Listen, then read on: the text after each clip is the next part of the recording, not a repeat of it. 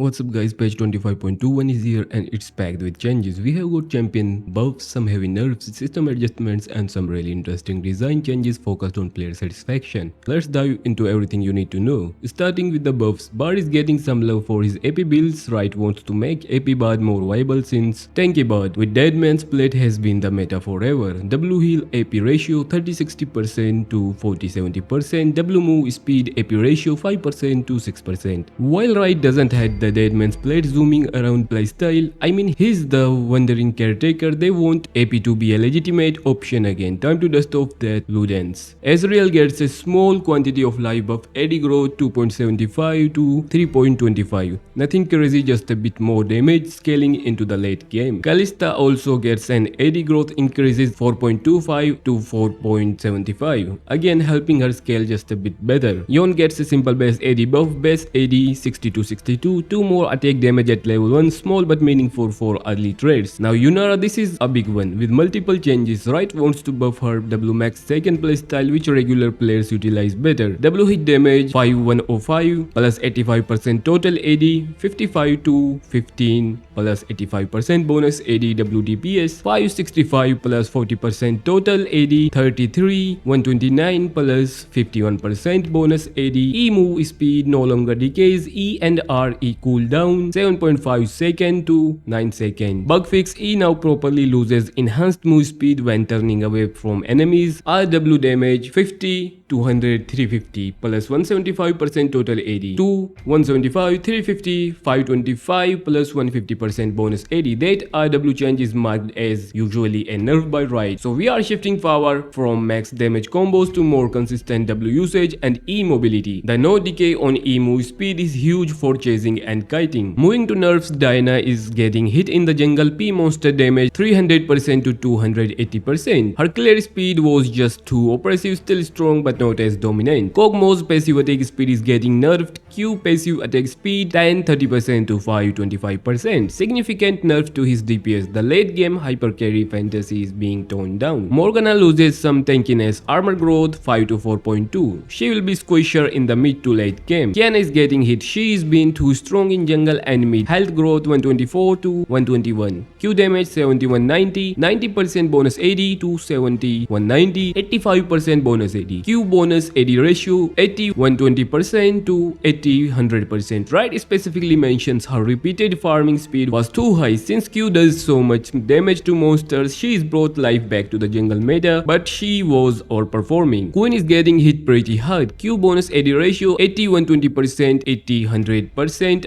R damage 70% total AD to 60 90 120 plus 35% bonus AD. Her burst and roaming power are being reduced. Quinn mans I'm sorry. Now the adjustments, starting with Dr. Mundo. This is really interesting because Riot called out that Mundo is showing up in frustration surveys as one of the most frustrating champions to play against. Here's the thing, his win rate is average, his mastery curve is shallow, so he's not overpowered, but players hate playing against him. So Riot is doing power neutral changes. Armor growth 3.7 to 4.5 buff. E active bonus HP ratio 7% to 5% nerf. He's tankier overall, but his late game bonking is less oppressive. He can go where he pleases better early, but won't be an unkillable damage dealer late. Smart changes focused on feel, not just numbers. Graves is getting some interesting changes. He is way more popular in China than the rest of the world, and his popularity has dropped globally. Riot wants to bring back his bruiser build viability. Base magic resist 32 66.85 to 30 52.1. Slight nerf. E active MR per stack 0 to 50% of armor. 2-8 maximum 1664. This is a feels good change that lets hit him bruiser build thresholds again. Trading some baseline MR for stackable MR that rewards good E usage. Gwen is being reverted to her patch 25.05 version, except armor growth and passive monster damage remains unchanged. Full revive coming because recent changes didn't land well. Skarner adjustments are being pushed to patch 25.22. We will have to wait and see what Riot has planned for the Crystal Scorpion. Now system changes, starting with the item nerfs. Catalyst of Ant's health 350 to 300. Big nerf to early tankiness for Road of Ages builders. Second wind healing 4% of missing health plus 3 to 4% of missing health. Removing that flat healing, sustain in lane just go towards for everyone. Doran's shield max healing 45 melee or 30 range to 40 melee or 30 ranged. Melee champion lose 5 healing. The sustain trinity of Doran's shield, second wind and catalyst are all getting nerfed. Riot is clearly targeting early game sustain and passive laning. Doran's blade is getting a complete rework. Lifesteal removed new passive heal for 2.5% of damage dealt, reduced to 33% of this value of area of effect spells and paid spells. This is huge. No more lifestyle, but you get healing on all damage, not just basic attacks. This actually benefits ability focused ADCs and skirmishers more. Spell slingers like Ezreal and Lucian might prefer this, while auto attack champions lose the lifestyle big meta shift potential. Doran's ring is also getting adjusted. Mana regeneration 1.25 per second to 1 per second. Increased to 2 per second for 5 seconds after damaging an enemy champion. Health regeneration 0.55 per second to 45% of this value. So less passive mana regen but more when you are actively trading. This rewards aggressive mages who poke and trade, and health regen is getting gutted. More than cut in half. Passive farming mages take a hit, aggressive trading mages get rewarded. This pushes mid lane toward more active trading patterns. And that's everything patch 25.21. What do you think of these changes? Are you happy about the sustain nerfs? Will you try AP Bird? Let me know in the comments. If you found this video helpful, drop a like and subscribe for more patch breakdowns.